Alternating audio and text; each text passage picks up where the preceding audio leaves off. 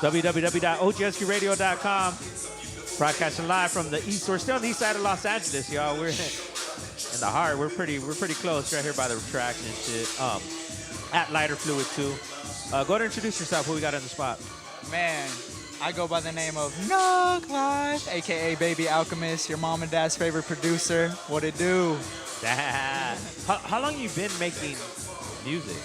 Man, I am 26 now, bro, and I've been at it practicing with my first V-pad since 16 years old. So it's 10 years now just for fun, you know what I mean? So at 16 it was fun, or is it still fun now, or is it like all business because of the level you're doing what you're doing? Still fun now. I say that way because 2019 I had to put my business cap on. I definitely had to take it seriously from an entrepreneurial perspective. Let's break it down. Why or what? Why? Shit. You know, I was doing good as a creative, and I took some business classes when I was about 20, 21, and I think that just kind of snapped me in a different mind state of, you know, I could learn what I could learn from YouTube tutorials and, you know, the street smarts, but them book smarts mixed in, and that wouldn't have made the whole picture, but it just added a little Salt Bae sauce on it, you know what I mean? It just added that little extra, What I wanted to know was, like, people know about you. Like, is that part of the marketing, or is that grind, or the people that need to know about you is pretty much what I'm trying to get at. I think it's a little bit of all of it, man. I think it's definitely the marketing and the branding. You know, we got Nuglife 2020, and we did that presidential campaign. That kind of really caught the people. And did you win? Winning in my own way. Yeah, for sure. We definitely won with that album, and the whole rollout was beautiful. But I think also, bro, just staying consistent. I think with my first project out of business school, my homie kind of put me on like monthly releases and keeping that consistency and seeing how it whips these God forbidden algorithms. Yeah, but you definitely have to play them though. It's not just, I mean, not that it's just about the art, but it helps that you have that other side of it. Facts. Big facts. Do you sample when you make music? I do, man. I proudly have been able to sample and clear samples, and I've also done original tracks too, straight from a guitar background as a kid, and yeah, I've been blessed to, I guess when I was 16 to like 20-ish, I was like, fuck, I'm fucked. I got to do all original, and then here comes Tracklib. They don't sponsor me either. I'm just saying, that shit crazy. But they should. Hey, low-key they do, though. They show love, and they repost us on their website, and Which do you prefer, though, the sample or making it? I think right now I'm in a sampling stage. I still pick up the guitar. I pick up certain MIDI keyboards or analog stuff. But yeah, right now I'm taking advantage of what the opportunity that has presented itself in the sample world right now. It's been dope. But there's always a few key original tracks on every project. You mentioned the guitar playing, but what got you into music? Shit, man. Hearing that shit, bro. Typical, you know what I'm saying? My mom playing the 70s music. Our mom and dad's really instilled them first seeds, you know what I mean? And what type of music do you remember growing up, like from mom and dad? Beatles, to Zeppelin, to Elton John, to Carlos Santana, to Carlos Montoya, to, man, they went all across the spectrum. And then my sisters, I had two older sisters, and they was like into hip hop and R&B. So I was like, oh, word, that's Bone Thugs? Like, oh, I added it up. Immortal Technique, Dr. Dre. So it was like, yeah, my parents were some rockers, but my sisters converted me. Dope. Smoke Signal's out now, and then you dropped Frankie OG's album at the same time that you produced. What's behind that? Is that a marketing scheme we're not up on, or? Man, that's just going in the double drop, man. That's the let them hear the young goat on the uprise. My bro Frankie OG, a lot of production. I've always came through with the Nuglife project every 420, so I couldn't not do that. But I didn't see it beneficial to drop a Frankie OG project. Both of us didn't see it beneficial, like before or after, considering he's kind of got the weed theme a little bit, you know what I'm saying? And I notice like when people listen on platforms, like if you listen to Smoke Signals, it'll lead you right into the previous release. So when you hear Smoke Signals, you fall right into Frankie's, and I think that's gonna happen a lot unknowingly. People will cross over from both. Damn, you're up on it, dog. You're knowing about that shit. Yeah, man. What do you use to make beats now? Shit, Ableton, my machine that I be slapping away on my IG videos and shit. That's my baby. Why do you perform live with it though? Like nobody does that. Like, you know what I mean? Like you could easily just play it. Why do you choose to perform live? A-Rap Music, I'm coming for you. No, I'm just kidding. I'm just kidding. He's the god, bro. Hey, we're not gonna edit it like that though. He will rip me up, bro. Yeah, someone's gonna edit that and meme the fuck out of me. I am. Nah, all blessings to A-Rap. I think good. he inspired me, bro. And seeing his battles with early in the day, you would see him on the pad. And you see Exile too, Blue and Exile. Oh, yeah. Exile will be ripping the beat pads. So anytime I saw that, I was like, crazy. What type of music do you create? Say it again. What type of music do you make? So people that don't know.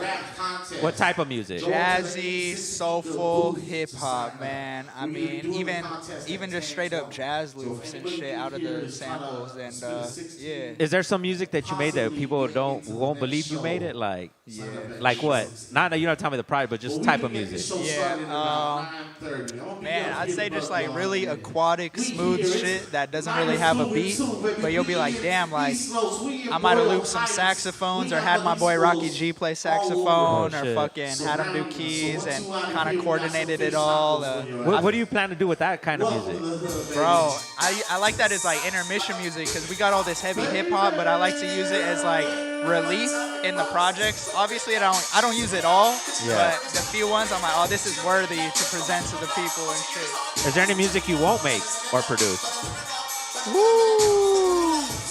I don't know if I won't, and I don't have anything against it. I don't know if I can. If I'm capable of making country at the moment. Some West Coast underground country, dog? I don't know, man. I don't know if I could do it yet. I might have to hit up Billy Ray Cyrus one day, but not yet. I ain't ready for it. Where'd you grow up at? Bro, I was born in Burbank, mostly raised as a toddler in Rancho Cucamonga. Okay. Kind of moved to West Covina in the high school years, and then juggle into the valley and shit in Covina in the high school years. But fucking, I was blessed as fuck to get expelled from high school for weed because I ended up moving to the Bay afterwards and experiencing the Bay Area. I finished high school and all that afterwards on independent studies, but it was a blessing in disguise, if you will, to move up to the Bay for 4 years and become a young man up there. And they go crazy in the Bay, man. Some side shows and some hyphy and a couple of them, bro. A couple of Thiz faces, you know what I'm saying? Dope, a couple of them. I was asking you this off there. You don't have to tell me the name or what, but has it ever happened where you made a beat and you gave it to somebody and it just wasn't up to par with the beat you made? Man. If you want, you could tell me who it is, but I mean, I don't think you want to, but... Frankie OG, bro? No, I'm just kidding. No, I'm playing. Man, it's definitely happened because y'all never heard the songs, bro. Like, there's a few that I've gotten sent in for certain projects where I feel like somebody may have rushed it or maybe, man, I think people might rush things or it's just we're not in the room together. So is it the concept or is it the lyrics? Sometimes it's the concept, but more so it's the quality of the recording. But also, if I feel like the quality's bad, I'd be like, damn, like, if you're in the room with me, like, we can work on the concept and the quality together, you know? So, Do you prefer to work instead of just emailing each other back and forth, you prefer to be in the same room? Yeah, for sure. At this point, COVID's calming down. Like, I'd love to be in the same room. And it's easier to... Of course, we have no ego in the studio, but it's easier to bounce ideas off in person rather over a text or email. Like that's 100%, dude. Because it gets lost in translation, dude. Like, you know what I mean? The emotion behind it is like, he said this. It's like, no, I said like, yo, I love it. What's the most wasteful thing someone could, or you've experienced someone in the studio, MC wise, working with you?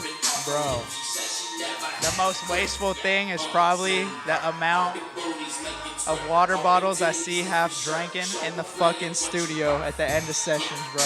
From everybody. Nah. but man, I don't. That's it? That's the worst?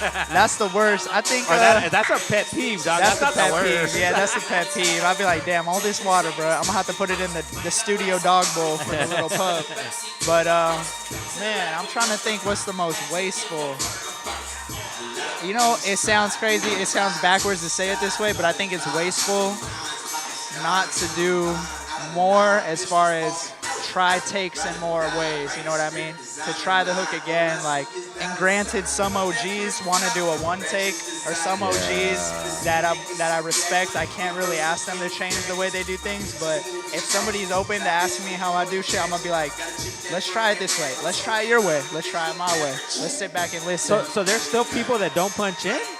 Bro, yeah. Wow. On my shit too. And, Wow. and they rippers, but Planet Asia don't punch in, bro. He will not punch in, bro. I'll be like, whoa, like, and it's sick. It's cool. Yeah, some people can pull it off. Yeah. But for the most part, you know what I mean? That's not a common thing. I'll say Vel the Wonder, she doesn't punch in either, really. But she's down to record the whole shit, listen back, redo it in a whole different delivery. I'll be like, it's time, but it's like, it's worth it. I'd say it's less worth it. It's wasteful to not, to like be in the studio and not take advantage of that, because it's going to be there forever. So, Oghuskeyradio.com, Nuglife.com, Smoke Signals out now. Who's on that? Man, shout out AK the Savior, Underachievers, you feel me? Cashy Cash, Florida, Vel the Wonder, fucking the homie Stars from Lord Mob, Mussolini, OG. Shit, man, there's a lot of legends on there, man. Tap in, Dizzy Wright, XP the Marksman, ripped that shit, bro. He ripped like 3 joints on that project. What, that cat deserves a lot more. People ain't up and knowing, dog. What is that? I'm saying. I don't know what year it was, but fuck, it might have more than 10. Yeah. And this was back then. We put out like a top 5, and we put up banners, and we mobbed the city with him. Yeah. He was the top one, dog. Like back then, even now, so like. He is.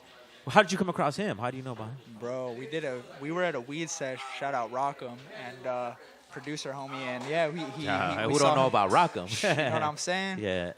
And he just showed love. I saw the way he was responsive in the group text where all the artists are communicating. Like, he was really cool, and met him in person, and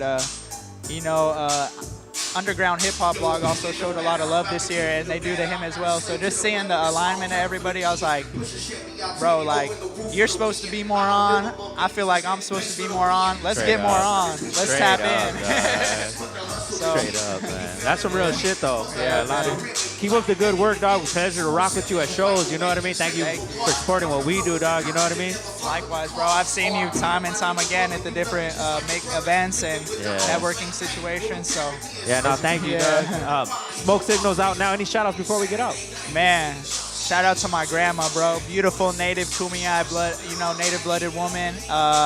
It's kind of inspired by her. That Smoke Signals got the native indigenous stoner twist. So shout out to them and everybody else who's made it possible up to this far. I need you in the studio where it's a little less loud, and we gotta break down the Smoke Signal song, dog. Cause I got tons of questions on it, dog. You know what I mean? And then the environment just a better place, where we could. Yeah. We're not yelling at each other. We could get a little more conscious. Yeah, but for real, dog. Cause I peeped that, man. I like that track. Hey, I appreciate it. That's stuff, man. Thank you for coming through, man. Oghuskeyradio. Thank you. Stay posted. More interviews to come.